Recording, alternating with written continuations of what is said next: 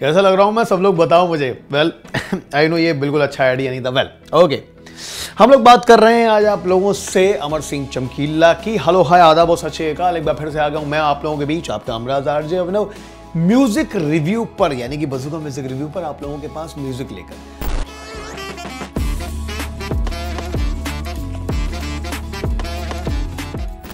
अब हाल ही में इस पूरी की पूरी मूवी का, जो कि है अमर सिंह चमकीला, नेटफ्लिक्स पर रिलीज हो चुकी है। इम्तियाज अली ने कमाल की वापसी की है, और जिस तरह की स्ट्रॉन्ग वापसी की हम लोग उनसे उम्मीद कर रहे थे। कमाल की बात तो यह कि जब भी वो ना किसी आर्टिस्ट पर और खासकर सिंगर पर फिल्म बनाते हैं तो वो ज्यादा बेहतरीन होती है। मसलन रॉकस्टार, जैसे कि आप पहले देख चुके हो। इसका ऑडियो जूक बॉक्स रिलीज हो चुका है यूट्यूब पर।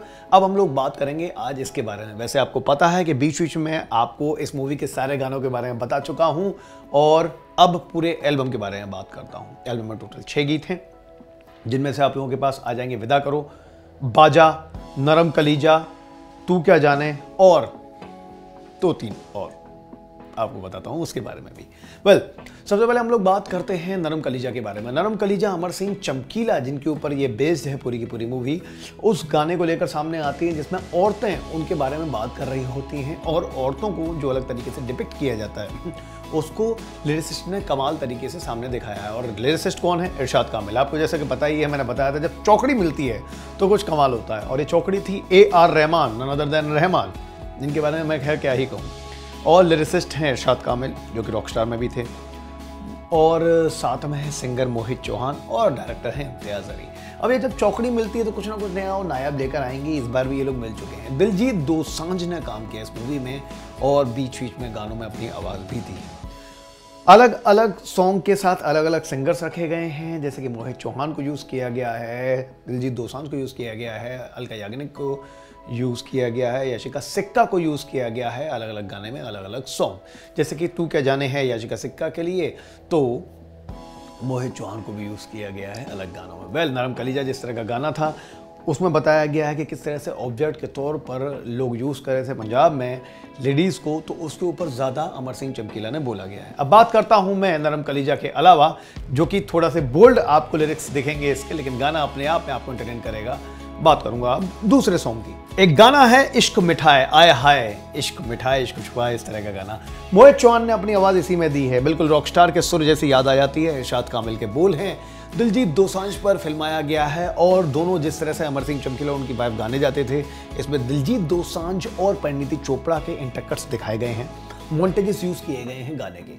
दोनों जहाँ जहाँ परफॉर्म करने जा रहे हैं पंजाब में, और ये गाना भी अपने आप में खूबसूरत बन पड़ा है। आपको थोड़ी थोड़ी सी फील दे देगा रॉकस्टार के कुछ गानों की। लेकर आता हूँ आप लोगों के पास मैं तीसरा गाना। तीसरा गाना है नरम कलीजा और इश्क मिठाई के बाद तू क्या जाने। तू क्या जाने अपने आप में एक स्लो सॉन्ग है, सुनने में बहुत अच्छा लगता है। याशिका सिक्का ने अपनी आवाज़ दी है, और कटिया करूँ जैसी कुछ कुछ वाइब देगा आपको रॉकस्टार के गाने की, जिसमें नरगिस फाकरी आपको झूमती हुई और सड़कों पर मस्ती करती हुई दिखाई दे रही होती है। इरशाद कामिल के बोल इसमें भी हैं। डायरेक्टर ने, खासकर म्यूजिक डायरेक्टर ने, इसमें अपने ही तरीके से एक अलग फ्लेवर रखा है। जैसे कि इम्तियाज अली ने, उन्होंने पहले ही वाइब दे दिया हो और उनको पहले से ही काफ़ी सारी ब्रीफ बता दी हो। हालांकि ऐसा लगता है कि यार रहमान को ब्रीफ की कम ज़रूरत पड़ती है, क्योंकि जब वो ऐसे किसी प्रोजेक्ट पर काम करते हैं तो वो अपनी तरफ से बहुत ज़्यादा रिसर्च करते हैं, बहुत ज़्यादा उसमें डूब जाते हैं, और उसके बाद आप लोगों के पास कोई नायाब चीज़ निकल कर आती है। ऐसा ही हुआ यहाँ पर तू क्या जाने में। खासकर जो इसमें आह यूज़ की गई है, जो बीच में एक एंड में पॉज यूज़ किया गया है, या जो वर्ड यूज़ किए गए हैं, जो बिना गाने बिना कुछ बोले हुए हीरोइन बोल दिखाती है हीरो को, यानी कि परिणीति चोपड़ा दिलजीत दोसांझ को जो फील करती है वो बताती है, और अंत में वो उनको एक बार पहले दरवाजे तक छोड़ के आते हैं, दूसरी बार जब गाने के एंड में छोड़ने आते हैं दरवाजे तक, तो दरवाज़ा खुला छोड़ देती हैं। ऐसा लगता है कि जैसे उनसे कुछ कहना चाहती हैं, कह नहीं पाती हैं, तो उनके लिए एक इशारा देती हैं कि वो अंदर आएँ और उनके साथ रहें। गाना है बिल्कुल बहुत प्यारा सा और बहुत अलग वाइब वाला, बहुत ज़्यादा रोमांटिक वाइब वाला। गाने के बारे में आप लोगों को मैंने बताया ही है। लेकर आता हूँ आप लोगों के सामने चौथा गाना। मोहित चौहान, रोमी, सूर्यांश और इंद्रप्रीत सिंह की आवाज़।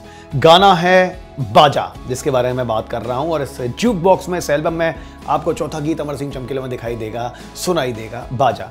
बाजा मुझे लगता है कि जिस तरह से शूट किया गया उसमें इंटरकट्स डाले गए हैं और बहुत सारे इंसर्ट्स डाले गए हैं। ऐसा लगता है कि जैसे अमर सिंह चमकीला को एक ट्रिब्यूट दिया गया जो कि फिल्म के अंत में आपको दिखाई देगा। गाना बहुत खूबसूरत है, आपको सुनकर मजा आएगा, आपको एक एनर्जी देगा, आपको मोटिवेट करेगा ऐसे एक आदमी की लाइफ के बारे में जानने के लिए। तो ये था चौथा सॉन्ग बाजा। लेकर आता हूं आप लोगों के पास इस मूवी का पांचवा सॉन्ग। एक पांचवा गाना है, वो है बोल मोहब्बत। गाना एक अलग तरीके का है, ऐसा लगता है कि जैसे आपके अंदर चिंगारी सा भर देगा। गाना है कैलाश खेर की आवाज में, साथ में आवाज जोड़ी है AR रहमान ने। बोल मोहब्बत का मतलब है कि वो एकदम ललकार रहे हैं और मोहब्बत के बारे में खुलकर प्रचार कर रहे हैं, और तो और आप लोगों को ये भी बता रहे हैं कि मोहब्बत तो कुछ ऐसे ही की जाती है। एक और गाना लेकर आता हूँ आप लोगों के पास, जस्ट बस यूं गया और यूं आया। अरिजीत सिंह की आवाज़ को अगर कोई अलग वे में यूज़ कर सकता है तो वो हैं AR रहमान। AR रहमान ने ऐसा ही किया है इस गाने में। मैनू विदा करो जी, विदा करो मैनू। और ऐसा लगता है कि गाना अंत में सुनाई देता है जब अमर सिंह चमकीला की डेथ हो जाती है, मृत्यु हो जाती है। अगर आपको नहीं पता है तो अमर सिंह चमकीला वो हैं जो पंजाब के अब तक के रिकॉर्ड तोड़ आर्टिस्ट रहे हैं, जिनको सबसे ज़्यादा सेल किया गया है, जिनकी सबसे ज़्यादा गाने बिके हैं, सुने गए हैं, जिनकी सबसे ज़्यादा ऑडियो कैसेट्स उस ज़माने में बिकी थी। वो और उनकी वाइफ को एक लाइव कॉन्सर्ट के बाद मार दिया गया था दिन दहाड़े, और उन्हीं के ऊपर जो बेस्ड मूवी है उसका नाम भी है अमर सिंह चमकीला, जिसको इम्तियाज़ अली आए हैं लेकर। गाना है मैनू विदा करो जी, जिसमें जुनीता गांधी की आवाज़ है अरिजीत सिंह के साथ यूज़ की है।